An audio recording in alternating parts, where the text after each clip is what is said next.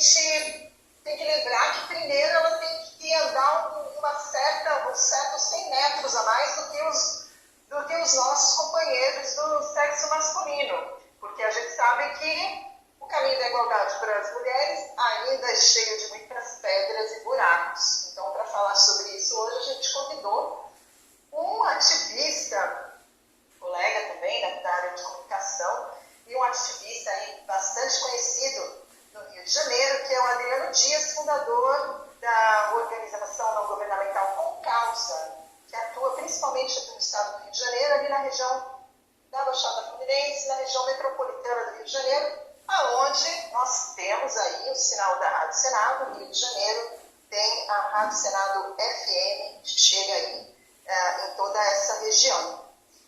Tudo bem, Adriano? Como vai? Bom dia, boa tarde, boa noite. Bom dia, boa tarde, boa noite. E já agradecendo a oportunidade de a gente ter esse espaço de diálogo aqui nesse momento tão importante do Brasil.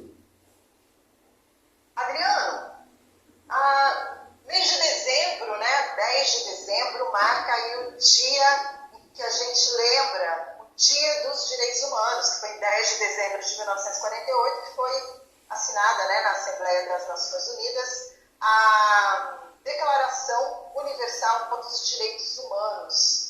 E a gente ouviu, vamos combinar que nós somos aqui jornalistas, e a gente ouviu aí durante os últimos, uma boa década, principalmente quando a gente fala assim, daquelas pessoas que tratam a violência de uma forma tão banal, e havia até um peso pejorativo quando se falava de direitos humanos, era mais ou menos como uma ofensa, né, Adriano?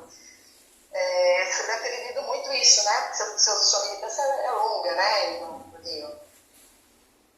Bom, a gente vem acompanhando essa marginalização dos direitos humanos, não é de agora. A gente, desde que teve alguns avanços sociais, percebemos uma onda reacionária de desconstrução desses direitos das ditas chamadas minorias, que às vezes nem são minorias, né? A gente ter políticas, por exemplo, voltadas para mulheres é uma coisa extremamente recente no Brasil. Então, mesmo essas políticas, elas passaram a ser tratadas como uma coisa de segunda importância. E aí, esses direitos humanos no sentido amplo foi resumido ao que seria a defesa da vida e defender bandidos, sendo apequenado no seu debate, que envolve, inclusive, o bem-estar, né, do convívio entre as pessoas. Então isso a gente percebeu de maneira muito forte. Esse discurso, que era um discurso oportuno, porque ele aglutinava ódios e atenção e viabilizou politicamente várias pessoas, né? O que a gente espera agora é que a gente possa contribuir para que essas relações de Brasil voltem a ser normalizadas com respeito ao próximo. Então, Adriano, quando a gente tem, né, essa noção, por que é importante que as mulheres tenham consciência do que são os direitos humanos? Se você pegar toda a história da humanidade, em várias civilizações diferentes, às vezes por mais avançadas que fossem, em determinado momento em diante que se percebeu em que as mulheres não simplesmente tinham a dádiva de dar à luz, elas passaram a ser colocadas como de segunda, terceira, quarta, quinta importância, como coisa na sociedade, né? A sociedade grega ela não era cidadã, né? E você vê mesmo, a gente tem pouco mais de décadas de direitos muito básicos, como de votar, que eles passaram a votar, de interromper uma relação, de interromper, às vezes, uma gravidez, disso ser uma coisa de um direito da mulher sobre si quanto indivíduo. E esses debates todos, né, eles no decorrer toda essa história, ele está sustentado por uma postura paternalista, machista muito grande. Como a gente falou um pouco antes da nossa entrevista aqui, né, nós somos de gerações, eu tenho 52 anos de idade, eu sou de uma geração de formação, década de 80 e 90, que basta você ver os meios de comunicação como tratava as mulheres, como coisificava, como se referenciava. Então, lutar pelos direitos das mulheres é uma questão de direitos humanos extremamente relevante, porque como a gente falou anteriormente, eu posso dizer que quase a totalidade das mulheres brasileiras passaram por algum tipo de violência, seja a violência simbólica, a do tipo, não gostei dessa roupa, você não pode falar com fulano, você não pode disputar tal cargo, você tem que ganhar menos, até situações muito graves, né, de violência física e até de homicídios. Não à toa que o Brasil tem essa lei específica, que é a Lei Maria da Penha, né, que a gente teve a oportunidade, como militante, participar entre tantos movimentos sociais, tantas pessoas. Eu falo assim, eu entreguei papelzinho para essa lei. A gente fala que, na pré-internet, né, a gente panfletou para essa lei. E depois da formação da Concausa também a gente encarou, dentro dos órgãos do judiciário, principalmente das polícias, né, apesar de já existirem as DEANs há muito tempo, aqui pelo menos no Rio de Janeiro, um completo desconhecimento. Isso não sei em 2007, é um ano da lei aprovada. E foi toda uma luta para a construção, não só dessa parte da defesa dos direitos humanos da mulher, como também construir mecanismos de promoção dos direitos humanos, que hoje eu acho muito mais importante do que a defesa. A gente faz isso no sentido amplo, porque a defesa é quando já apanhou, já morreu, já perdeu. A promoção é você dar entendimento que, olha só, você não pode ser misógino, você não pode ser homofóbico, você não pode ser machista, né? No entendimento do respeito da outra pessoa com uma pessoa igual a você, independente do seu sexo, orientação sexual e assim por diante. Pois é, se lembrando aí, né, a gente tem mais ou menos a mesma idade, deve ter frequentado a faculdade na mesma época, né, assim, sair com as listas, né, as listas dos abaixo-assinados, né, ir para a porta das associações municipais, associações de bairro, igrejas, né, é muito comum, né, clubes de serviço, e aí recolher, né, essas assinaturas, coisa que esses meninos não sabem que hoje é lista por internet. Exatamente isso, né, pela internet mesmo, né, a gente ia, o que eles fazem, se organizam hoje virtualmente, a gente tinha que fazer, né, gastando a sola do sapato, do chinelo, né, e aí bora. É uma fase muito interessante, né? E aí é uma riqueza que a gente não pode deixar passar, né? Não é mesmo, Adriano? Porque foi fruto de muita gente. Muito importante. Sim. E, querendo ou não, o que a gente olhou nesses tempos, né? Assim, a gente olha aí olho muito a referência a uns 10, 12 anos, que a impressão que dá é que a gente regrediu bastante, né? Sim. Bem lembrando, as conquistas que nós tivemos foi fruto da luta e do sofrimento de muita gente. Voltando a falar, o Brasil teve uma lei de proteção mais objetiva da mulher contra a violência de 2006 para cá. Alguns direitos básicos, direito a voto, tem poucas décadas, considerando, se você pegar as relações interpessoais, as relações marido e mulher, o direito à autonomia, seja financeira, afetiva, é uma coisa muito recente. A gente teve avanços consideráveis, fruto da luta dessa gente toda, principalmente na democratização da década de 80, a conquista da Constituição, e foi sendo montado esse entendimento. Só que a gente percebeu, principalmente de 2013 para cá, 2014 para cá, um retrocesso alicerçado junto com o crescimento das redes sociais, em que aquele comentário machista de bar, ele passou a ser amplamente, tendo um alcance muito maior do que aquele grupinho do bar, ou grupinho dali, chegando a milhares, talvez milhões de pessoas, e essa violência é muito ruidosa, ela pode ser pequena, mas ela é extremamente ruidosa, e muita gente concorda com essa violência. Então a gente teve uma desconstrução do valor da mulher, e isso alicerçado por movimentos políticos que queriam desconstruir os direitos humanos como um todo, né, de voltar a colocá-la como bela recatada do lar, né, aquela visão religiosa da mulher ser subserviente ao homem, e que é extremamente preocupante, que por trás desse romantização existe uma grande violência, uma violência de controle, uma violência de posse. Então, o que a gente viu foi o desmonte disso. E aí, a gente conversando aqui, a gente acompanha aqui as políticas públicas no Rio de Janeiro. Seja quando não tinha equipamento, aqui na Baixada Fluminense nós ajudamos, por exemplo, uma delegacia de apoio à mulher, que era num bairro específico, estava abandonada, a gente ajudou a organizar que ela fosse restaurada, depois virar uma delegacias legais, que aqui no Rio de Janeiro existe uma política disso mais estruturada. A gente ajudou a criação de espaços do Centro Integrado de Apoio à Mulher, que era do Estado, contribuiu no debate, no incentivo, que as prefeituras tivessem também o seu papel, que não fosse só aquela setor da mulher que em março você faz uma festa da flor, virasse um setor que realmente fosse propositivo e de defesa, de entendimento da mulher dos seus direitos, para a prevenção da violência, de qualquer forma de violência. A gente viu essa construção toda.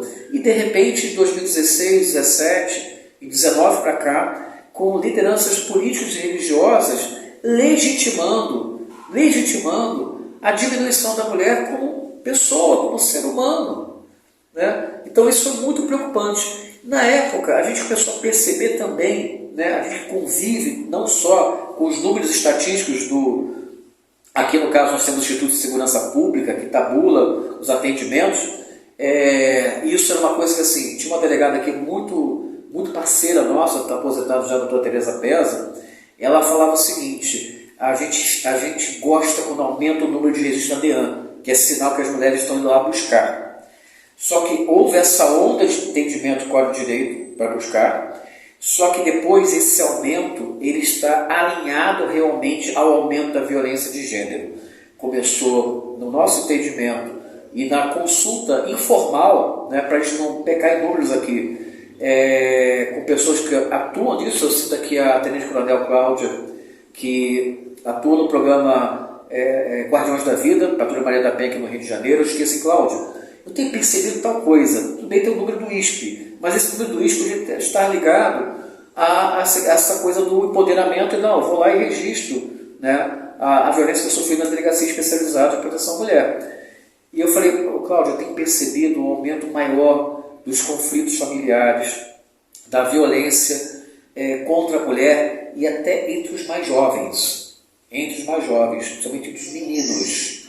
E ela assim, Adriana, a gente tem acompanhado essa percepção. Aí isso é uma coisa, é o número, a outra coisa é a percepção. Os números, né, refletem, mas em situações tão complexas como a violência contra a mulher, ela pode estar maquiada no número positivo. De repente, o aumento da denúncia é sinal que as mulheres passaram a buscar seu direito para enfrentar a violência. Só que o que a gente tem analisado, e aí cabe mais tempo para você realmente ver o que é esse movimento social, né, em que realmente a mulher está sendo mais violentada.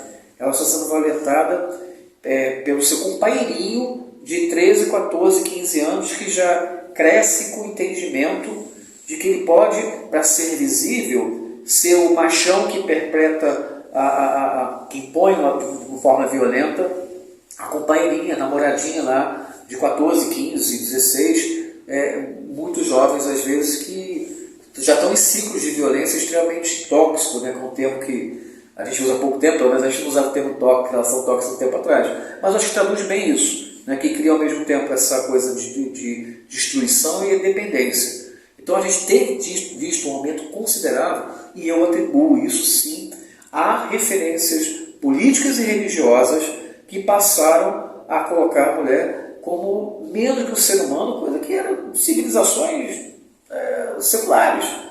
E que os últimos 100 e poucos anos nós tivemos avanços fantásticos. Isso que tem acontecido no Brasil. Pois é, não, era isso que eu ia perguntar a respeito mesmo, né, da sua própria atuação sobre essa percepção mesmo, né? E você já falou aqui pra gente, porque que você já está aí, né, nesse acompanhamento já faz bastante tempo, né? E aí a gente olha números mesmo, né? Como, por exemplo, saiu recentemente um número de um centro de pesquisa da segurança pública falando que o número de feminicídios mesmo no primeiro semestre desse ano de 2022 foi assim muito maior, assim, né, do que nos anos anteriores, né? E a gente já estava achando que o primeiro ano da Covid tinha sido um ano ruim, né? Um algum elemento que algumas das pessoas que são operadoras mesmo dos direitos da mulher dentro do poder público, né? Como eu falei, a gente trabalha com esse tema no sentido amplo dos direitos humanos. Então não é uma instituição especializada ou dedicada a isso. Mas na conversa com pessoas dentro do Tribunal de Justiça do Rio, dentro da Polícia Militar, da Polícia Civil do Rio de Janeiro, a pandemia, o processo de isolamento, esse convívio maior dentro da casa, aumentou consideravelmente, e aí todos os conflitos sociais provocados aí também pela crise financeira, pela uma série de fatores que massacram as famílias brasileiras, relações familiares no sentido amplo brasileiro. A gente percebeu isso aqui no TJ do Rio, se eu não me engano, em 2011, no primeiro semestre de 2021. No primeiro semestre de 2021, eles atenderam, nesse período, mais quase o número total de 2 anos anteriores. Né? Isso é um setor específico do Rio de Janeiro que nem é tão de fácil acesso assim. Né? A gente não analisou dados, por exemplo, das delegacias, porque eu estou falando, da delegacia, a gente tem que considerar também essa dinâmica aí da pessoa se entender e fazer o registro. Né? Então, assim, é extremamente preocupante. A gente tem que criar com urgência mecanismos de educação e comunicação para desconstruir essa legitimação da violência. E você tem alguma sugestão? Vocês já pensaram, já repetiram esses atores aí na região? Existe alguma sugestão? Eu digo porque aqui no Senado, por exemplo, assim, algumas senadoras que estão dentro das comissões de acompanhamento, né, monitoramento à violência contra a mulher, falaram muito sobre educar. E aí eu queria a sua percepção sobre isso. Eu sou um municipalista em todos os sentidos, porque eu acho que é lá na cidade em que a política pública se materializa.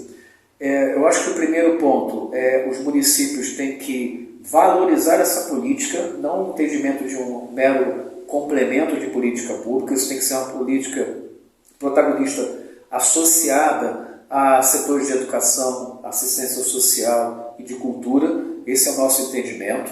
Né? Voltar às famosas campanhas. Né? Olha, menininha, não pode bater na menininha. Não é legal você expô-la. Não é legal você namorar a menininha e expô-la em rede social. Não é legal você xingá-la em rede social. Então, eu acho que é necessário um processo de campanhas de retomada dentro da comunicação, de campanhas informativas, de promoção dos órgãos públicos que atendem as questões da mulher. Né? Agora, uma coisa que a gente tem debatido, não conseguimos materializar ainda, mas vamos se empenhar para isso.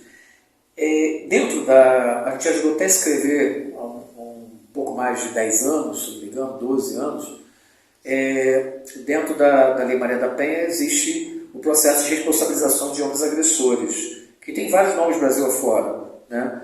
Porque não bastava só você prender ou tirar para preservar a vida da mulher. Aquele cara sair dali, arrumar outro relacionamento, continuava sendo agressor, continuava sendo violento. Tem que ter um entendimento de responsabilização da sua postura, de entender o que de fato quão errado, quão distorcido é aquela postura de achar que pode bater, que pode controlar, que pode maltratar. O que a gente acredita é que nós temos que antecipar esse processo educacional, principalmente para os mais jovens. E aí os municípios são responsáveis pela política do primeiro segmento. É claro, evidente que você tem que fazer uma linguagem com a criança, mas desde esse processo do primeiro segmento, já com as crianças, criar esse entendimento de respeito ao outro.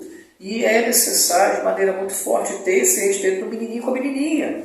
Porque já desde daquela tenridade, da infância, a gente já vê traços de violência. E muitas vezes você vai para o pai, que pega um garoto de 8 anos de idade, de 7 anos de idade, 9 anos de idade, e o incentiva que ele seja violento, desrespeitoso com a menininha. Que para ser macho, ele tem que ser agressor, ele tem que ser violento. Não à toa, que 90% dos homicídios são perpetrados por homens.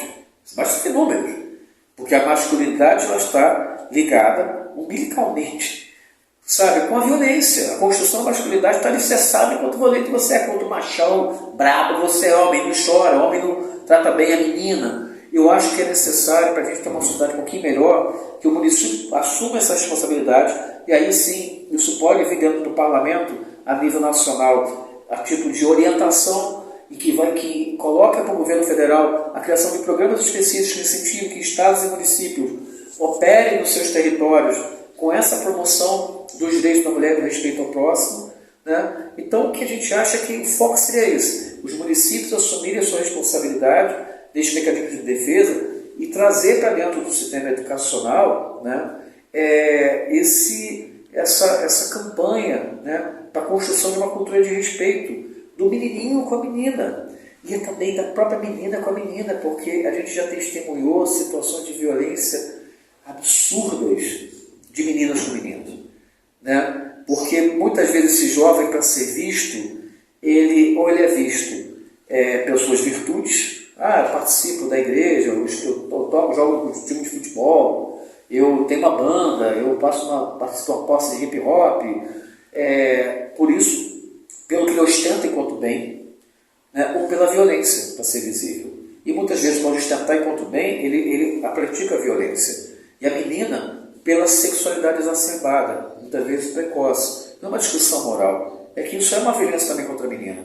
Quando a gente vê adolescentes de 13, 14 anos erotizando e sendo incentivados a erotizar em rede social, sem qualquer tipo de controle, é um dano, porque você cria a cultura do entendimento de objetificar aquela mulher, desde a primeira, desde daquela idade. Então essa desconstrução ela tem que ser feita, claro, com uma metodologia, uma pedagogia adequada para crianças, desde esse primeiro segmento, e essas responsabilidades são dos municípios. Ok. Bom, Adriano, é aquela coisa, né? Nosso programa, assim, tenta ser conciso, mas cheio de conteúdo. A gente já está indo para o final, nossa entrevista dura mais ou menos uns 9 minutinhos. E aí eu queria que você deixasse aí uma mensagem para esse ouvinte que está com a gente até agora, seja ele homem ou mulher, né? Já que isso é uma construção conjunta e nós aí somos responsáveis por essas novas gerações. E aí eu queria que você deixasse uma mensagem para eles. Eu acho que a gente tem que se empenhar, todos, no entendimento de, recorrendo talvez a um entendimento religioso, de amar o próximo como a si mesmo. De entender que aquela pessoa do seu lado, companheira, amiga de trabalho, estamos pensando quanto homem aqui, né? De a gente se desconstruir do nosso machismo, né? Da maneira que nós somos mal educados e ter esse entendimento. E eu acho que, de maneira até um pouco triste, as mulheres vão ter que voltar a recorrer a garantir uma série de direitos que, até subjetivamente, se não foram objetivos em relação a normas, porque a gente não teve exatamente um retrocesso de normas, no entendimento social, voltar a ser colocadas, né, culturalmente de uma segunda importância. Eu acho que a promoção dos direitos humanos da mulher, ela tem que ser uma pauta principal, às vezes, nos pequenos gestos. Vi uma coisa na televisão, na internet, que é ofensiva e tal, tem que ser uma crítica, não uma crítica do xingamento, não uma crítica, mas, pessoal, isso não está legal, não é assim. E dessas pequenas violências simbólicas que a gente leva à maior violência, que é a subtração da vida. Então, não basta a gente se indignar, né? A gente tem que se indignar, pontuar, mas também propor. E eu acho hoje que cada um é um ponto de mídia, né? Todo mundo, homens, mulheres, né, independente de sua orientação, eles podem contribuir de maneira mais propositiva. Não, que é ridículo, não. Constrói relação, né? Aponta aquilo ali como uma coisa que não pode ser normatizada. Então acho que é isso que nosso empenho, inclusive pessoal e institucional, aqui da Concausa, para os próximos anos, né? A reconstrução dessas redes de afetividade na sociedade. Ok, Adriano, muito obrigada pela sua participação aqui no Pautas Femininas. Eu vou passar o site de vocês e aí o pessoal entra em contato para saber mais e acompanhar o trabalho de vocês. Ok, muito obrigado. Agradeço muito a oportunidade de estar conversando com vocês.